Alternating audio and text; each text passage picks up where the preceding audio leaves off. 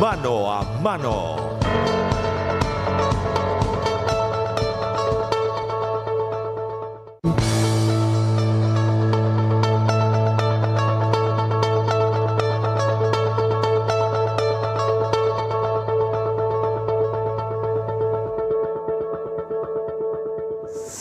Grados centígrados la temperatura en Ciudad Capital, puntualmente las 22 en toda la República del Paraguay. Arrancamos otra edición de Mano a Mano. Doctora Martínez, ¿cómo le va? Buenas noches, ¿cómo anda?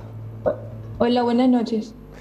Cuando hablamos de, una suerte de mutación, ¿cuál es el concepto, la variante Delta? ¿Cómo hay que entender para tratar de simplificar el concepto, doctora?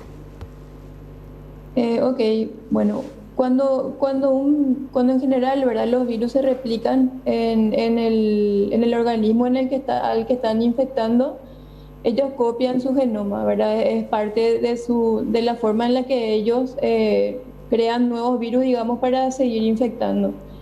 Y cuando copian su genoma, en la célula que están infectando se pueden cometer errores.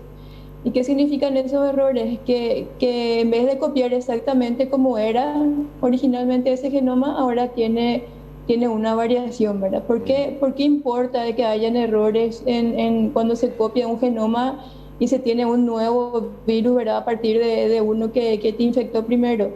Es porque el genoma codifica codifica todas las características, ¿verdad?, ya sea de ese patógeno o de ese organismo, ¿verdad? Así como en parte de nuestro genoma, en alguna parte está codificada, por ejemplo, nuestras características de color de ojos, ¿verdad? Por ponerte un ejemplo, en un virus hay regiones del genoma que van a codificar diferentes proteínas que componen ese virus, ¿verdad?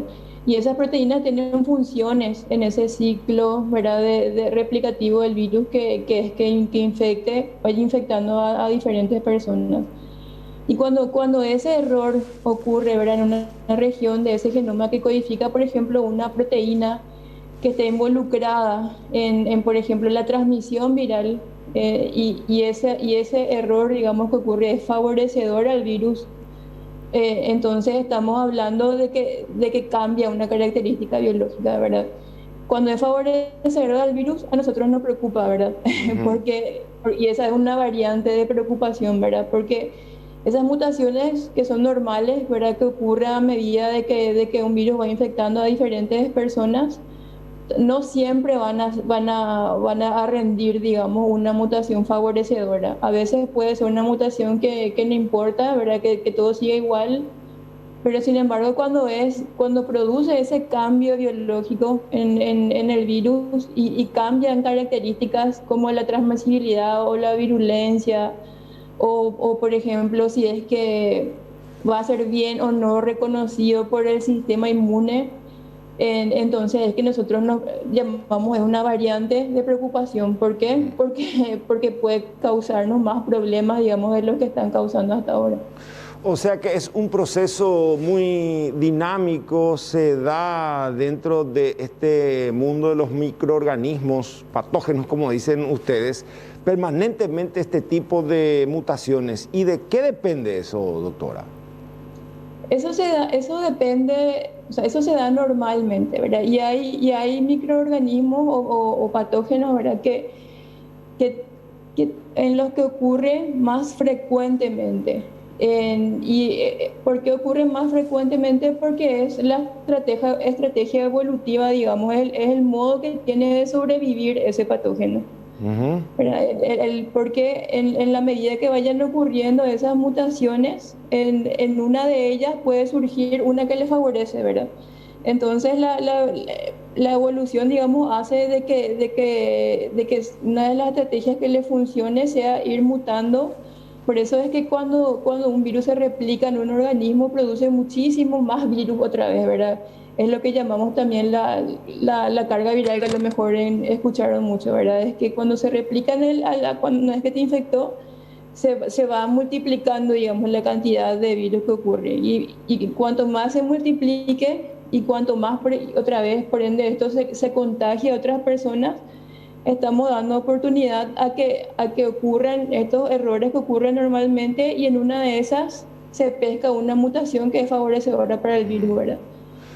¿Y en qué momento los cientistas, los médicos, los profesionales de la salud tendrían que sospechar de que se está dando una nueva variable?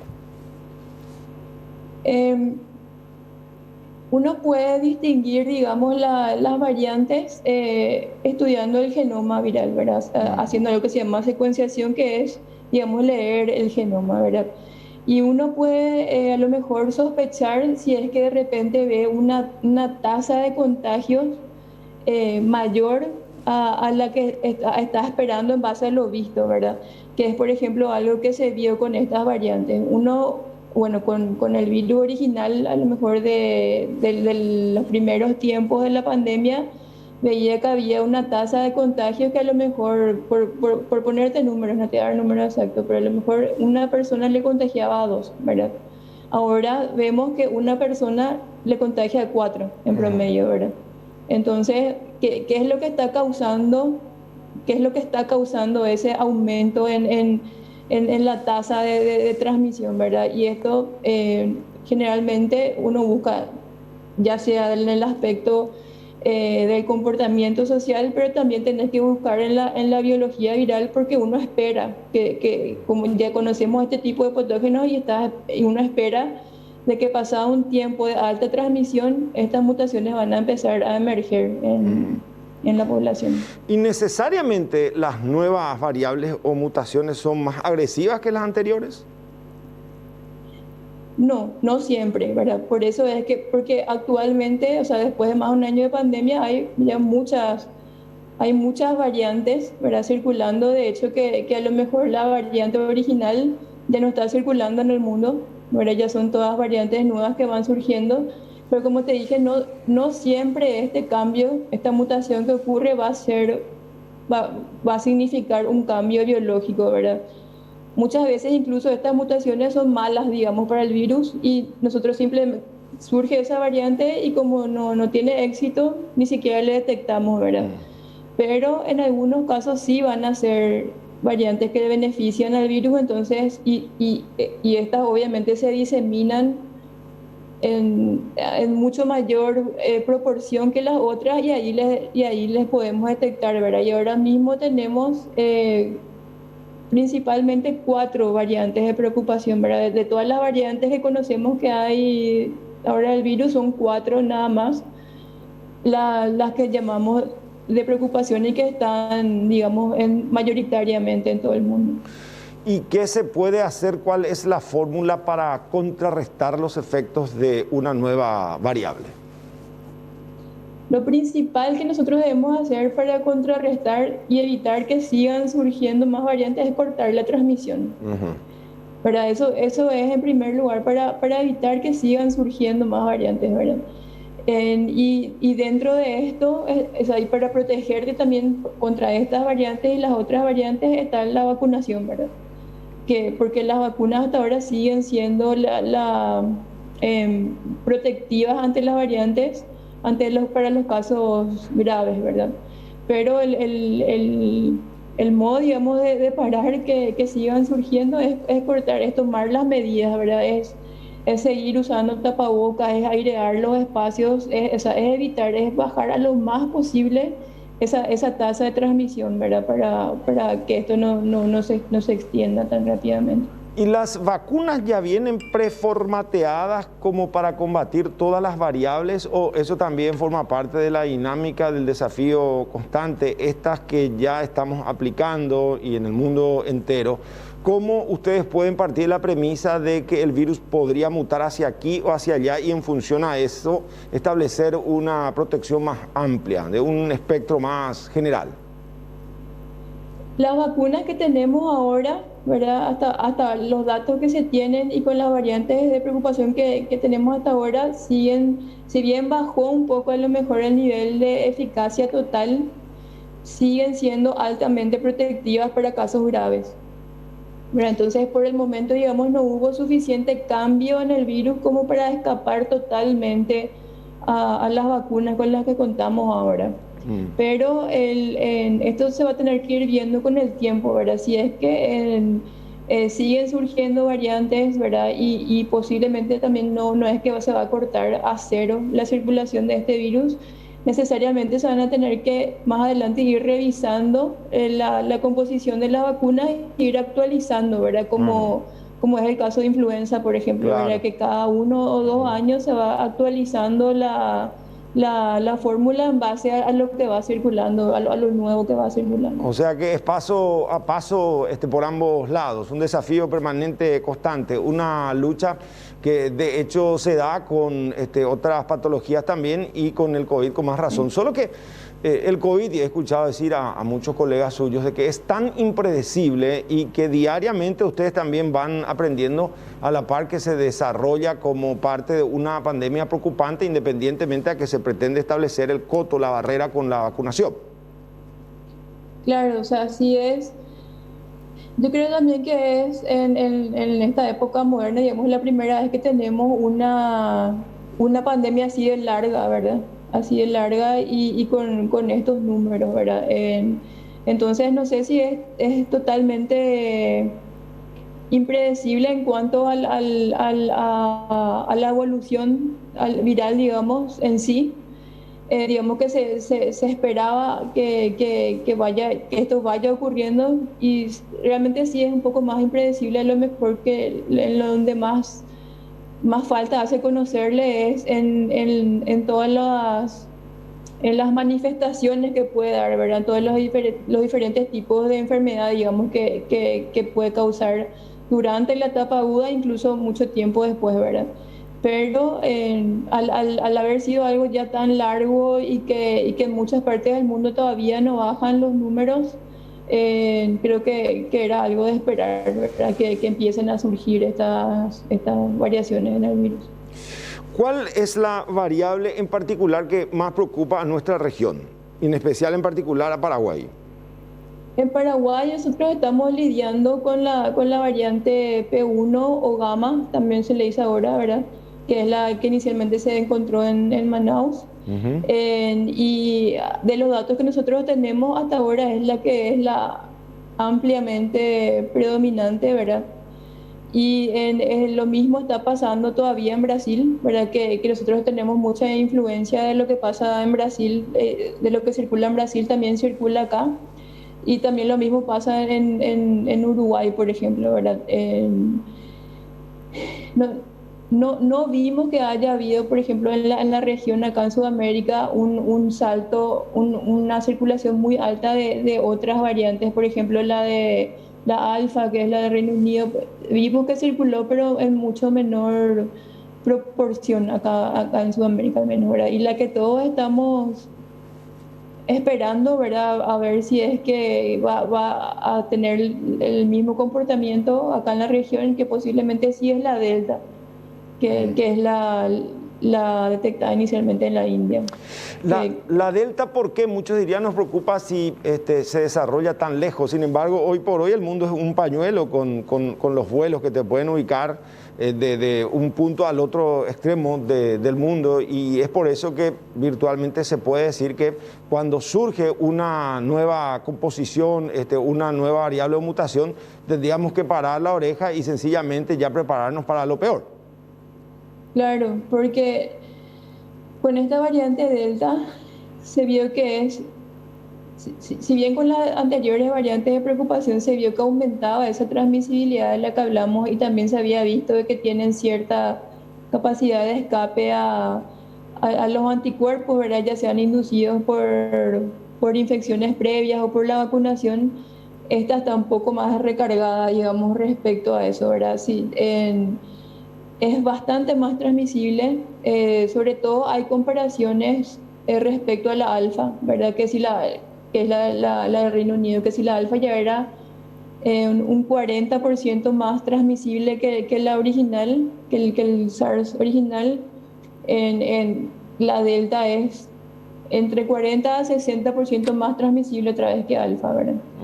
Y además, en Delta también está teniendo otra vez, la misma Delta está teniendo otra vez una mutación más que la Delta inicial, que le da también cierta capacidad o sea, aumenta un poco su capacidad de ser reconocida por los anticuerpos. Entonces, y se está diseminando muy rápido en todos los países a los que está llegando, ¿verdad?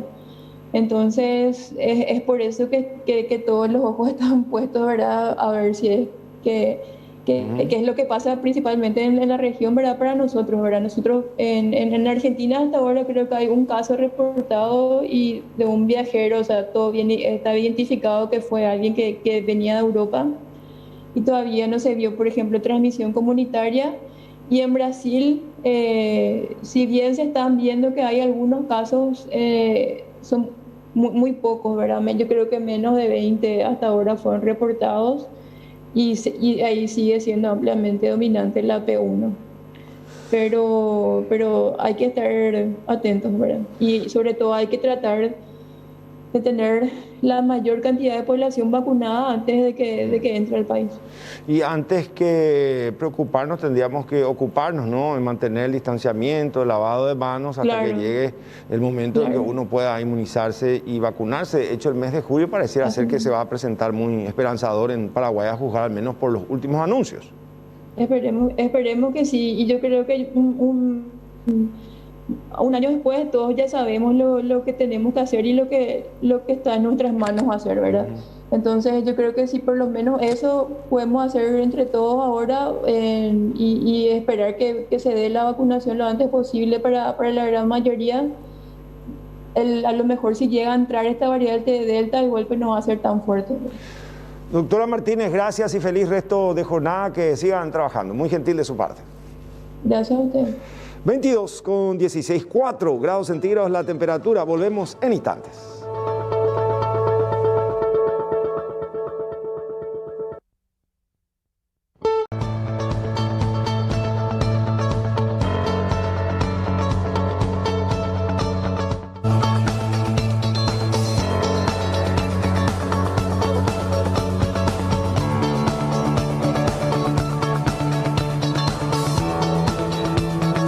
Es la app de gestión financiera nacida con el espíritu de las cooperativas. Descarga Dimo en tu celular, realiza transacciones con todos los sistemas de pago del país, accede a tus cooperativas, envía transferencias y giros, paga tus servicios, compra en comercios y mucho más. 4 grados centígrados la temperatura que va bajando, 22 con 19 en la República del Paraguay. En instantes vamos a hablar con una nutricionista para ver qué hay que comer, qué hay que potenciar, cómo encarar estas bajas temperaturas, ya primero que nada para que el organismo reaccione con todo lo que significa la batería de defensas y también para evitar el sobrepeso que tiene sus riesgos. También estamos intentando un contacto para conversar sobre enfermedades respiratorias en niños. Estas bajas temperaturas que conspiran, cómo hay que hacer para diferenciar si se trata o no de COVID, una gripe convencional, estacional y por sobre todo también los tratamientos recomendados para los más pequeños de la casa. Doctor Doldán, ¿cómo le va? Un gusto, buenas noches. Muy buenas noches, Roberto, un placer estar contigo y con tu gran audiencia. Igual, los más chiquitos de la casa que a veces resultan afectados con estas bajas temperaturas. Doctor, ¿cuáles son las enfermedades más comunes? Depende de la edad. En los más pequeños, evidentemente la bronquiolitis es la enfermedad más frecuente. Como dice su nombre, la bronquiolitis se trata de una afección de los bronquiolos terminales. Es muy propio del lactante pequeño, más aún si hay factores de riesgo como ser prematurez, como ser cardiopatías congénitas, como ser enfermedades pulmonares propias del prematuro. Y el virus más involucrado en ese caso es el virus sincitial respiratorio, es un virus que casi abarca el 50% de las afecciones, y el otro 50% se va repartido entre el adenovirus, la influenza, el rinovirus, el arbovirus, el coronavirus, es decir, una serie de otros virus respiratorios que también pueden estar involucrados en estas afecciones en los más chiquitos, llamadas bronquiolitis. En los mayorcitos sí ya tenemos las crisis asmáticas, las neumonías, las enfermedades respiratorias de vías aéreas superiores, llamadas comúnmente IVAS, por sus siglas, infecciones de vías aéreas superiores, que incluyen los senos paranasales, los oídos. Las otitis son parte de las infecciones de vías aéreas, las rinofaringitis, las laringitis que pueden estar complicadas, las bronquitis y finalmente las neumonías, la bronquiolitis y las neumonías. ¿Cómo hacer para diferenciarlas? Al final, en realidad, en primer síntoma, lo que uno tiene que hacer responsablemente es visitar a un profesional médico y evitar especulaciones, la automedicación, doctor, ¿no? Exactamente. La automedicación y la consulta precoz. Es fundamental la consulta precoz, ya que de lo contrario pueden haber signos de alarma que se estén escapando y que realmente hagan que el proceso vaya aumentando, vaya progresando en su evolución. Fundamentalmente hoy con la pandemia de coronavirus sabemos que hay mucha tendencia a la automedicación con la ivermectina, con la hidroxicloroquina, con todas estas drogas que se pusieron en boga y que lo único que hicieron fue retrasar la consulta precoz, de tal manera que el médico pueda valorar esos signos de alarma y pueda ya instituir un tratamiento precoz y valorarse fundamentalmente si es de manejo ambulatorio o domiciliario o si ya requiere hospitalización. Doctor, ¿se tiene un aproximado, un dato estadístico de cuántos chicos, cuántos niños quedaron contagiados con COVID en todo este tiempo de pandemia? Un dato estadístico actualizado no está muy bien todavía concretado, pero los pediatras estamos bendecidos, o mejor dicho, los niños están bendecidos y los pediatras estamos felices porque evidentemente el coronavirus no tiene mucha predilección por ingresar al aparato respiratorio del niño. Se postula que hay una inmadurez de los receptores. Nosotros tenemos en nuestras vías aéreas unos receptores que hacen que el virus pueda penetrar fácilmente al interior del organismo. En el niño, felizmente, estos receptores no están maduros y no tienen la afinidad para que el coronavirus ingrese con facilidad. No quiere decir que no existan, hay, pero evidentemente los casos son más leves. En mi población particular, en mi universo pediátrico, he tenido varios niños con coronavirus, pero ninguno de ellos, por ejemplo, llegó a terapia intensiva y muy pocos llegaron a internarse. No así, no sucede lo mismo con los virus de la influenza, el virus de sincitial respiratorio y los adenovirus, que son virus que sí tienen predilección por los niños. Así es que en el ámbito pediátrico estamos bastante tranquilos desde el punto de vista de estadística. Son los menos son los cuadros que llegan a internación y mucho menos aquellos que llegan a terapia intensiva. Sí hay un cuadro que se denomina post-COVID, que es un cuadro que aparece varias semanas después de curarse, en el que pueden desarrollar un cuadro de fallo multiorgánico y de fallo y de enfermedad similar a una enfermedad muy conocida por nosotros, autoinmune, que se llama síndrome de Kawasaki. Pueden desarrollar este cuadro los niños y en una etapa posterior a la superación del COVID, a la resolución del cuadro agudo. O sea que claramente pueden quedar infectados, pero a Dios gracias a lo que no se complican, el COVID al menos no afecta como a los adultos en los chiquitos, en la generalidad de los casos, obviamente, ¿no? Exactamente. En la generalidad no afecta, esa es la verdad. ¿Y con los adolescentes qué tal, doctor? En los adolescentes sí ya hay un aumento. A medida que va progresando la edad y que el adolescente se va aproximando a la edad adulta, sí ya empiezan a haber casos de mayor complejidad y similar a lo que sucede en el adulto. De hecho, que hay algunos adolescentes que se han internado, que han llegado a terapia intensiva, y entre la población infantil, aquellos niños que tienen algunas condiciones subyacentes como cardiopatías congénitas, como asmáticos, como inmunodeprimidos, oncológicos. En esa población es mucho más, evidentemente, mucho más vulnerable el cuadro y es más pasible de que lleguen a la terapia intensiva.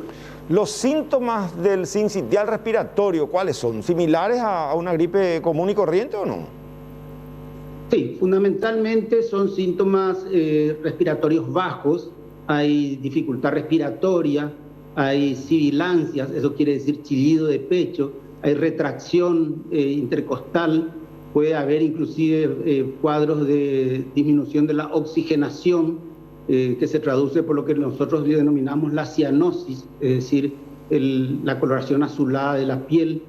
Y hay una escala, hay escalas que valorizan y que nosotros vamos evaluando.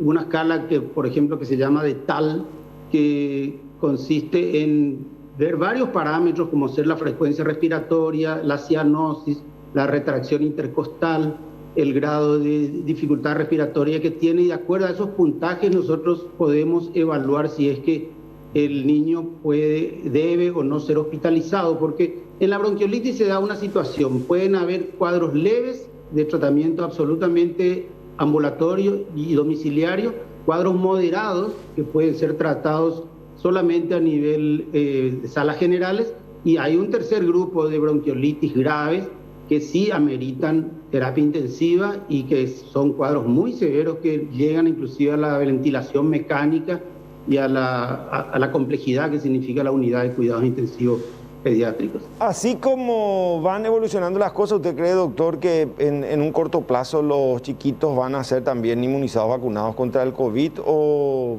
sería pensar al extremo? ¿Haría falta? Creo que sí llegaríamos. De hecho, que cuando comenzó la pandemia hablábamos de 18 años para arriba. Luego se bajó a 16, hoy ya estamos hablando de 12 años. Y creo yo que así como está evolucionando la pandemia, podríamos llegar a vacunar a niños más pequeños aún de los 12 años que actualmente están en la comunidad mundial.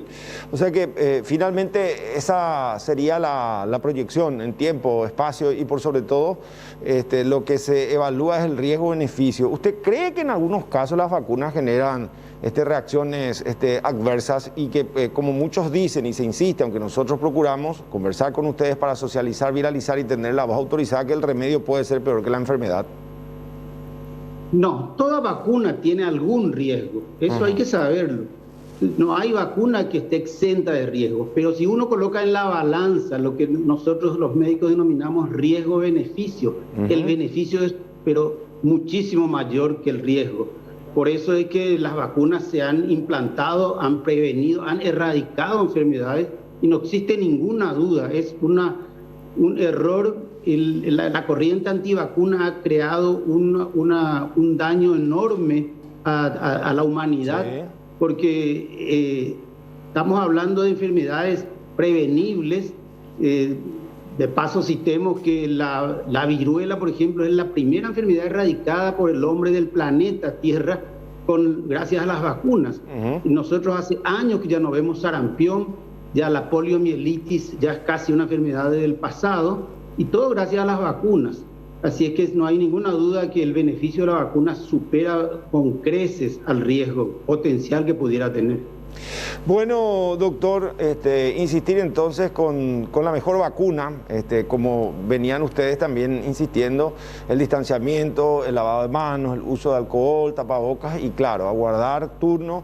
Julio se presenta como muy esperanzador, los anuncios refieren que vamos a tener vacunas a disposición para todas las franjas etarias y eso sin duda también significa generar una suerte de coraza para los más pequeños de la casa.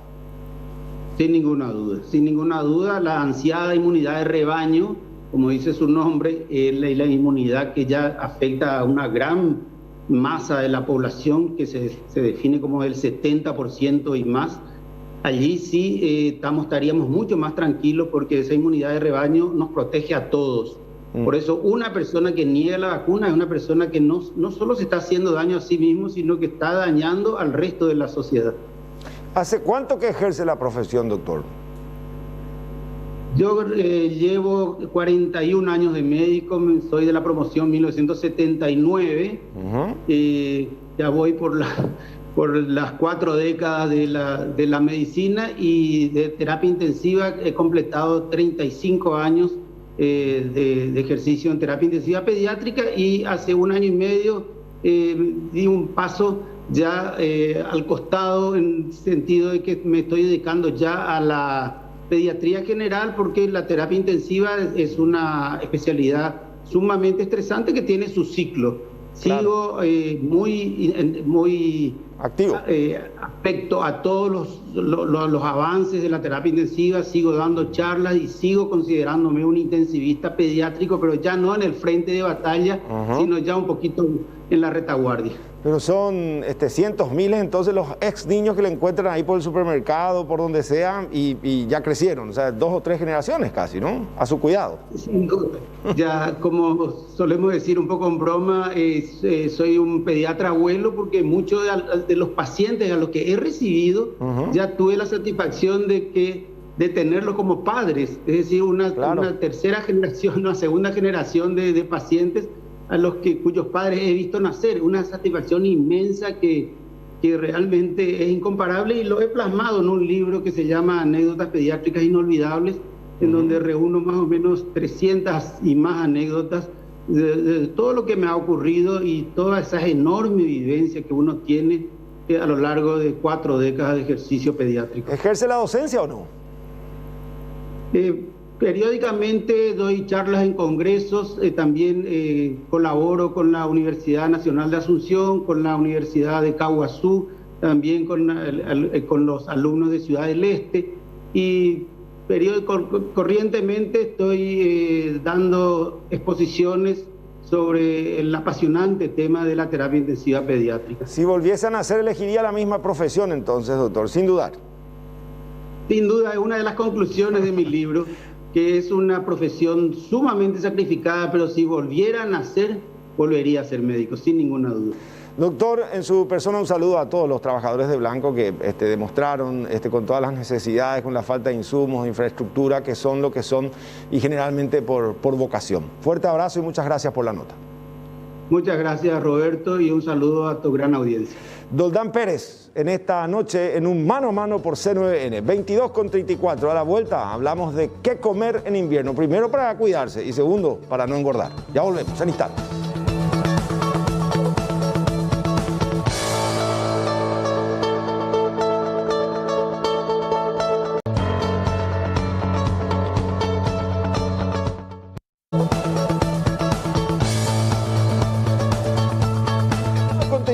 Repito, 4 grados centígrados la temperatura en Ciudad Capital. Dimo es la app de gestión financiera nacida con el espíritu de las cooperativas. Descarga Dimo en tu celular, realiza transacciones con todos los sistemas de pago del país. Accede a tus cooperativas, envía transferencias y giros, paga tus servicios, compra en comercios y mucho más. Giovanna Pesolani, ¿cómo le va, licenciada? ¿Cómo anda? Un gusto tenerla en piso. Buenas noches. Buenas noches, Roberto. Muchísimas gracias por la invitación. Un honor estar acá. Gracias. ¿Se come más en invierno o no? Y sí, tendemos a comer un poquito más. Sí, es el mecanismo del cuerpo a querer defenderse de las temperaturas bajas. Quiere mantener su temperatura normal del cuerpo y sí le pide un poquito más de calorías para eso. O sea que de por sí nuestro organismo gasta más energía en el frío. Es un poco más, sí, no es un gasto muy elevado que te va a permitir perder peso gracias a eso, pero sí es un gasto un poquito más, lo que induce a que el cuerpo pida un poquito más de calorías, y por eso también hay como más ganas de comidas más calentitas, más contundentes, un poco más calóricas. Claro. Ahora, la hora es muy importante también. O sea, no es lo mismo un almuerzo, así como estamos viendo ahora en pantalla, una tortillita con un picadito de carne con mandioca, que cenar esto, por ejemplo, ¿no? La hora de la comida en realidad va a depender el uso que le vas a dar después. Sí, sería bueno una comida un poco más importante si yo voy a tener una actividad que requiera más energía después. Si yo me voy a ir a dormir, probablemente ya no necesite algo tan calórico como lo que estamos viendo ahí de fondo. Sí. Bueno, es lo primero que encontramos, pero finalmente, primero los médicos ahora te dicen con el COVID, con los cuadros respiratorios, ¿qué es lo más recomendable como para partir de la premisa que te predispone a generar una mayor defensa al organismo? En nuestra gente tradicional vulgarmente te dice, come alimento, algo que tenga más sustancia. Cuando se engloba ese concepto, ¿a qué nos referimos? Algo que te alimente. Sí, algo que te alimente. Sí, totalmente. Ahora con el COVID nació eso. Para mí estuvo genial y para todos los profesionales de la salud porque hubo mucho interés en el cuidarse y en el alimentarse bien. Lo que quiero dejar claro es que la alimentación no es el único factor que va a fortalecer o debilitar el sistema inmune, sino que es una serie de hábitos que también incluye la hidratación, claro, el descanso, la actividad física, el manejo del estrés y las emociones y los hábitos de higiene. Creo que esos hábitos de higiene aumentaron bastante ahora con este tiempo, pero no hay que descuidar. Yo no me puedo fiar solamente de consumir naranja porque tiene vitamina C, pero no descanso nada, no hago nada de actividad física, estoy muy sedentario, entonces mi sistema inmune no va a estar en su 100% solamente con la alimentación. Yo recuerdo que una vez fui a un nutricionista y yo quería bajar de peso y duermo muy poco por mi trabajo. Sí. Y me dijo, lo primero que vamos a mejorar es tu descanso. Y yo pensé que en la medida que uno se sacrificaba y dormía de por allí 5 o 4 horas y media por día, como que ayudaba por todo lo que significa el training. ¿No es así? Y no, es mucho mejor un descanso adecuado, un descanso nocturno de 7 a 8 horas. Es lo ideal para que se puedan cumplir esos objetivos, ya sea, no sé si vos te fuiste para pérdida de grasa, aumento de masa muscular, ¿cuál fue tu objetivo? Cuando eso estaba con demasiado sobrepeso, y lo que me interesaba era bajar y me decía, no, primero descansar, todo eso que usted me dice, agua, hidratarse es muy importante, sí. Recuperar la gimnasia, moverse como mínimo 45 a 1 hora por día dentro de lo probable y después mejorar, obviamente, los hábitos alimenticios. Uno, licenciada, ¿es lo que come o no? Uno es lo que come y lo que hace, es la suma de todos estos hábitos. Ambas cosas, ¿no? Sí, es la suma de todos ellos y a lo largo del tiempo. Tampoco si yo empiezo a comer hoy frutas, mañana no voy a estar con mi sistema inmune perfecto. Es a lo largo del tiempo. O sea que lleva su tiempo y tendría que pasar a ser un hábito alimenticio, no circunstancial ni coyuntural, porque la hija va a cumplir 15 años, en 2 meses uno va y trata, procura. Sí. ¿La obesidad es sinónimo de enfermedad? Se está cambiando un poquito ahora, con todo el movimiento de las redes sociales está cambiando un poco y se quiere sacar de los libros la obesidad como una enfermedad. Son movimientos nuevos que están tratando de ser más amigables con los físicos. Claro, para evitar lo que se llama la discriminación probablemente. Pero si uno va al fondo, muchos te dicen el hecho de estar en peso tampoco significa que uno sea sano, ¿no? Totalmente, totalmente, sí. Uno puede estar desnutrido, ¿sí?, y a la vista verse bien, entre comillas, ¿verdad? Claro. Estar dentro de los esquemas normales, pero puedes estar desnutrido en cuanto a vitaminas, minerales, entonces, sí. O sea que finalmente, y también el doctor Vaccaro un día en una entrevista decía que primero para las enfermedades cardíacas está el elemento que uno ya viene de fábrica, preformateado, el congénito. Y en segundo lugar ya está lo que uno come. O sea que las grasas, y cuando uno no quema, evidentemente que se podría multiplicar y las complicaciones serían al extremo. Y decía que no basta con mejorar la alimentación de un momento a otro, sino eso lleva secuencialmente. Si 10, 15 años venías mal, evidentemente que también eso va a significar el famoso cambio de chip. Por eso ustedes hoy trabajan también el aspecto psicológico, porque tal que te dicen no aguanto y quiero comer llegada 1 hora. ¿Cómo hay que hacer para establecer un nuevo reloj biológico al organismo? Yo no creo en que la persona deba cambiar, sino que yo creo que la dieta o el plan de alimentación que se crea tiene que ser adecuado a cada paciente. Yo siempre le digo a mis pacientes, no adecues tu vida a mi plan de alimentación, yo voy a adecuar mi plan de alimentación a tu estilo de vida. Sí, totalmente. Creo que ya quedó como mito lo de comer cada 6 horas y sí o sí desayunar. Ahora los planes de alimentación sí, gracias a todas las actualizaciones que tienen los profesionales ahora, ya se adecuan a cada estilo de vida y ya cada uno puede hacer distintos tipos de alimentación también. Hay distintos tipos de dietas. O sea que cada persona, por eso es muy importante la orientación de un profesional en Sí. nutrición, Sí. Podría tener un estilo de vida evidentemente diferente a otra. Y en función a eso, o sea, lo que ustedes hacen primero le escanean y hacen que relate, que ilustre qué es lo que habitualmente venía comiendo diariamente. Exactamente.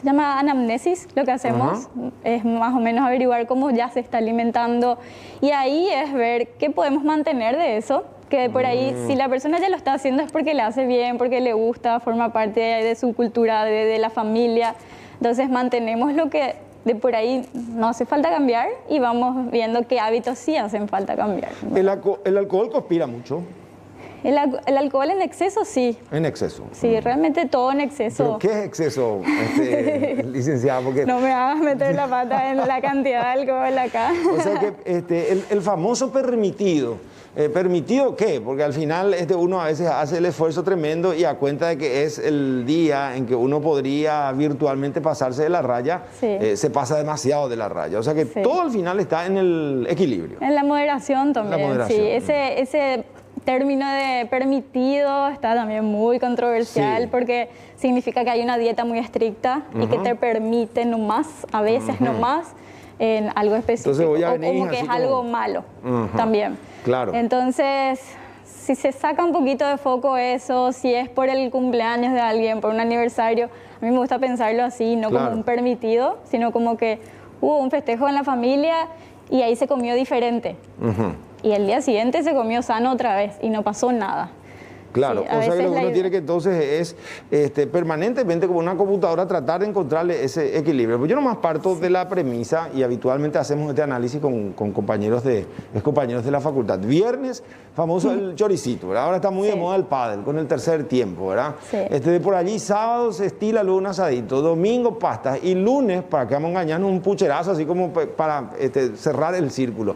4 días en donde sin duda uno, quiera o no, cometió ciertos abusos, ¿no? Sí, eso es lo más común, que, o sea, es lo que se escucha mucho, pero lo que suele suceder es que ese lunes se quiere compensar todo o comiendo nada Claro. o el famoso pollito con ensalada Sí. y nada más. Y ahí es donde no se encuentra ese equilibrio, se hacen dos extremos.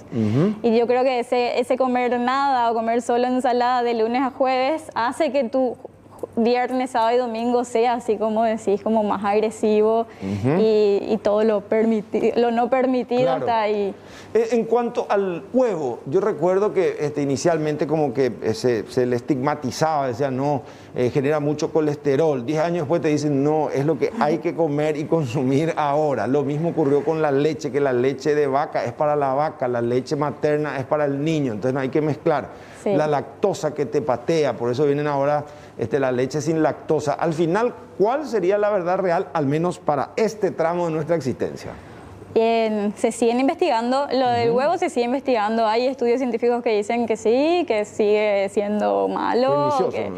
pero se comprobó en otros que no y yo te diría que un huevo al día o más de eso hace mal, como se dice, no es tanto así, depende muchísimo de cada persona, si hay alguna enfermedad de base o no. Todo en la nutrición es depende. Esa Claro. es la palabra que más usamos los nutricionistas porque de verdad es un mundo diferente cada organismo. Entonces sí, depende de cada uno en cuanto al huevo. ¿Qué me dijiste más? Lo de la leche. La leche. La leche sin lactosa, sí, hay una intolerancia a la lactosa que está comprobada en ciertas personas y sí, la leche sin lactosa hace que la digestión sea muchísimo más cómoda, mucho más fácil. Ya la persona no siente las molestias gastrointestinales que sentía con la leche entera. Sí. ¿La carne blanca es mejor que la roja? La carne blanca es de más fácil digestión, entonces depende de lo que estás buscando. Si me decís qué carne es más alta en hierro o qué carne se digiere mejor, también tiene sus dependes. O sea que y uno puede equilibrar. O sea que, por decir, por Sí. tratar de ilustrar nuestra conversación, ¿cuántos días a la semana puedo comer carne roja? Se recomienda en general menos veces por semana carne roja que carnes blancas, aumentar un poco el consumo de carnes blancas y algo que es lo que está ahora como más en auge es implementar más las legumbres en las comidas. que son también fuente de proteína. Entonces, moverse un poquito entre proteínas de origen animal, que van a ser las carnes rojas, blancas, huevo, y también las legumbres, que son proteína de origen vegetal. Eso es lo que se busca. Y volviendo un poquito a eso de fortalecer el sistema inmune, en la variedad está la variedad de nutrientes también, en la variedad de alimentos está la variedad de nutrientes. O sea, no quedarse siempre en lo mismo, tratar de ir mechando, variando. Eso sería lo ideal, sí. Siempre hay que acompañar el almuerzo o la cena con una porción de ensalada verde. ¿Es importante eso? Que sea verde específicamente no hace falta. Ajá. La variedad de colores significa variedad de nutrientes también. Cuanto más colores yo tengo en mi plato, seguro que tengo más variedad de vitaminas y minerales en ese plato. O sea, zanahoria, remolacha, tratando de hacer así idea, todo. Zanahoria, remolacha, puede haber locote, cebolla, lo que sea, sí. Ajá. Ahora en invierno cuesta un poquito más Claro. las verduras crudas en la ensalada. Y las sopas, los soufflés, los panachés salteados son buenísimas opciones también para poder incorporar vegetales y que no sea algo muy frío. Hay mucha diferencia, licenciada, entre el pan blanco y el pan integral, porque una cosa es comer un felipito así suculento y otra cosa a cuenta de que vos estás comiendo galletita integral, te terminás el paquete. Sí, totalmente. O sea que evidentemente que ahí también incurrí en un extremo y mentalmente más te parece que no te iba a conspirar, ¿no? Sí. Si vos comparás el mismo pan, vamos a usar de ejemplo el pan de sándwich integral y blanco. Sí. En calorías, si mirás las calorías son prácticamente iguales. Calorías sería el aporte de energía que aportan, que tienen ambos. Muy similares, inclusive el pan integral puede aportar un poquito más porque aporta fibras. Claro. Esas fibras son muy nutritivas, por eso que los nutricionistas recomendamos tanto, no porque sea light o no engorde, el famoso no engorda, o porque no tenga calorías, sino porque es más nutritivo por esas fibras. Esas fibras van a ser buenas para el tránsito intestinal, para ir bien de cuerpo, para evitar un estreñimiento, y también son vitaminas y minerales que tienen esas fibras del grano. Es el mismo grano, a uno se le sacó la cáscara y uno se mantiene, por eso es integral, es el grano entero. Pero si uno mira, es muy poco lo que varía en cuanto a grado calórico, ¿no? Muy poco, o prácticamente nada en algunos casos. Y el integral tiene una ventaja más, que al tener fibra, la Ayuda al digestión es tránsito. un poco más lenta y da un poquito más de saciedad. También. O sea que por como más que tiempo puedes engaña al estar cerebro. satisfecho. Sí. ¿Los cereales qué rol cumplen en el organismo? Los cereales son parte del grupo de carbohidratos, los carbohidratos que son muy, como que le tienen miedo Sí. la gente a los carbohidratos, Ajá, ¿verdad? cuando dicen, Pero sí. menos carbo, cuando te dicen así como te asusta y dispara la alarma, ¿no? Sí. La función principal de los carbohidratos y de los cereales es energía. Es el combustible para cualquier actividad física, sobre todo, y para cualquier actividad en general que realizamos. Las pastas, También. estamos habilitados a comer todo tipo de pastas, pero dentro de la moderación, y eso es de cuadricular el plato, resulta, ¿no? Un poquitito de todo. Ese es como un bien decía, método ¿no? Son súper práctico para... más que nada, ¿no? A mí me parece súper práctico. Un cuarto de proteínas, un cuarto de carbohidratos y medio plato de vegetales. Sí. Ahí ya es cualquier vegetal en todas las formas, que puede ser cocido, de forma de ensalada, como sea. Alguna proteína que sea, como te dije, de origen animal o de origen vegetal, que serían las legumbres.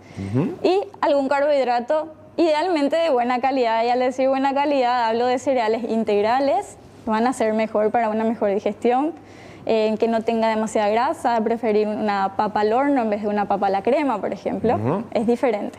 Si uno quiere comer una rica tortilla, un tortillón de papa, o sea, se puede, ¿cómo preparar para evitar tanta adhesión de aceite? Lo ideal sería, hay aceites que vienen en aerosol, que es muy poco lo que se agrega. Para mí lo que más me gusta es tirar un poquito de aceite a la sartén y con una servilleta quitar el exceso. Claro, cuando usas el aceite común y corriente tirás, pero después como que filtrás, o sea que alzás con el papel. Es como que ayuda a esparcir bien, alcanza toda la sartén, y al retirar te das cuenta que un exceso salió sin darte cuenta. O sea, Y está lo que hacen del revés, o sea que hacen la milanesa, por ejemplo, y después echan sobre el papel que absorbe. Sin embargo, en la carne ya se fue todo el aceite, ¿no? Sí. En la Sí. generalidad de los casos. Sí, esos que limpian la pizza con la servilleta, realmente ya es muy poco lo que está sacando. El sollo es nutritivo, la sopa de poroto también, muy Sí, nutritiva. totalmente. Ambos tienen proteínas. Y depende de lo que se le agrega, si se le agrega algo de zapallo o papa, alguna verdura más calabazas, va a tener también algo de carbohidratos y ambos tienen verduras, así que es otra vez fuente de vitaminas y minerales. ¿Hay que comer y acompañar con agua o con jugo? Idealmente las frutas consumirlas siempre enteras. Enteras. Enteras yo voy a tener toda la fibra, todos los nutrientes de la fruta y no solamente de su jugo. Ajá. O sea, lo ideal entonces, después de almorzar uno puede comer, no sé, una manzana o esperar un tiempo. Depende mucho de la persona, del apetito que tenga, pero sí puede ser un buen postre una fruta, sin problema. Postre, claro. Y sí. Acompañar con agua. Sí, o sea, eso sería... y el jugo sería para otro momento, entonces por ahí el desayuno o para acompañar con otra cosa. Puede ser. Yo le recomiendo en general la fruta comerla entera. ¿Por qué? Porque va a dar más saciedad también. El jugo, al ser líquido, se digiere muy fácil, muy rápido. Esas calorías, ese azúcar, ni se sintió, vos no decís, almorcé un jugo, ¿verdad? Cierto. Entonces como o sea que acompaña y va nomás. más completo.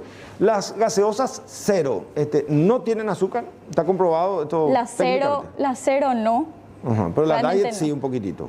La diet sí, es reducida. Ajá. Cuando te dicen no tomes gaseosa porque te hincha todo eso, ¿cierto? Es por el gas. Realmente todos los productos que tengan gas sí producen una leve inflamación en el estómago. Con la sal tampoco hay que abusar. La sal podría también generar una retención de líquidos y si hablamos de hincharse o inflamarse, sí, podría empeorar eso. Y si hablamos de alguna enfermedad como hipertensión, sí está bueno también regular con la sal. Bueno, en esta parte final, y como ya estamos llegando a las 23, ¿qué, por ejemplo, recomienda la licenciada Pesolani desayunar mañana con un frío? Vamos a amanecer con 0 grados y uno tiene que ir a trabajar a las 6 de la mañana, incluso más temprano. No le pregunté, ¿el mate, el tereré, eso suma algo a la dieta? El mate y tereré, la gente tiene miedo de que deshidrate y realmente depende de cuánto cambias la hierba. La hierba cuando está muy nueva, sí, podría deshidratar. La hierba que ya se usó todo el día ya pierde esas propiedades, así que es el agua que ya empieza a hidratar de nuevo. Así que si no se cambia mucho la hierba, se puede. Estamos bien. Bueno, mañana chocolate con pasta frola, dulce de leche, con pan, o nada, algo más light. ¿Qué puede ser? El desayuno ideal va a tener un lácteo idealmente descremado, va a ser bajo en grasas, alguna fuente de carbohidrato que puede ser tostadas, ya hablamos de la diferencia entre la blanca e integral, entonces si busco los beneficios de la integral, mejor unas tostadas integrales, por ejemplo, alguna fruta, mejor entera también. Sí.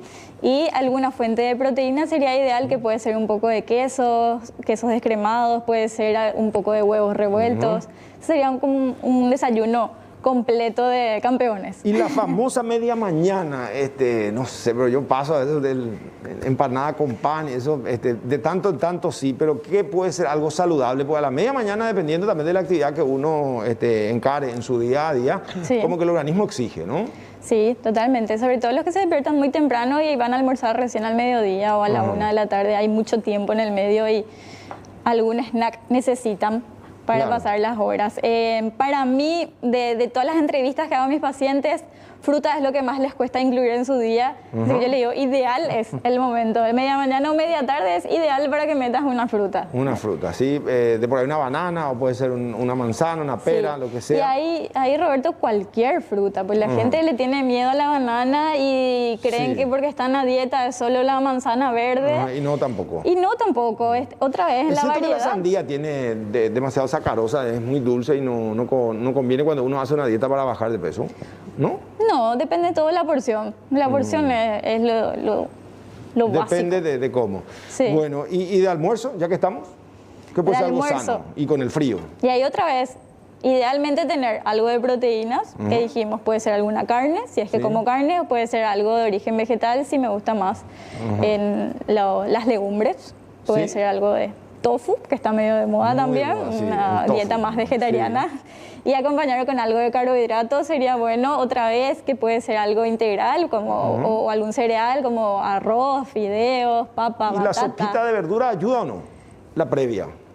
Te dan así un... Sí, y ahí viene la tercera parte del plato, que era vegetales, que puede ser esa o sea, pues ya sopita de puedes anteponer verduras. eso entonces Sí, y después vas con el plato de fondo y también te da una sensación de saciedad, ¿no? totalmente, sí. ¿Usted cocina, licenciado, o no? Yo cocino, yo soy chef O sea profesional. que, no, entonces, ¿es su novio o su marido quien le acompaña hoy? Es mi novio. Bueno, entonces, ¿qué tal cocina? Porque hablando, ella es divina, todos vamos a ser pesoca, ¿no? Del 1 al 10, 11, dice, o sea que 11. es nutricionista, es chef. Sí, A la totalmente. vez. Pero qué gusto. ¿Y nunca pensó en abrir así un restaurante todo light, así, o sea, no, la gente no va a ir?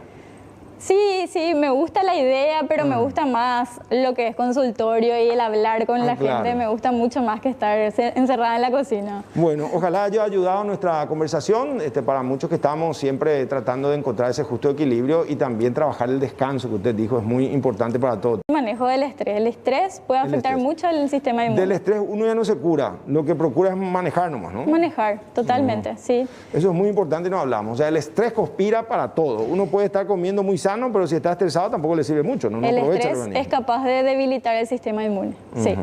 Bueno, licenciada Pesolani, gracias por compartir Un con gusto, nosotros. Roberto. ¿Sí? Muchísimas gracias. Mano a mano, en esta noche de martes, 4 grados centígrados. Abrigarse será hasta el jueves. Muchas gracias y buena suerte.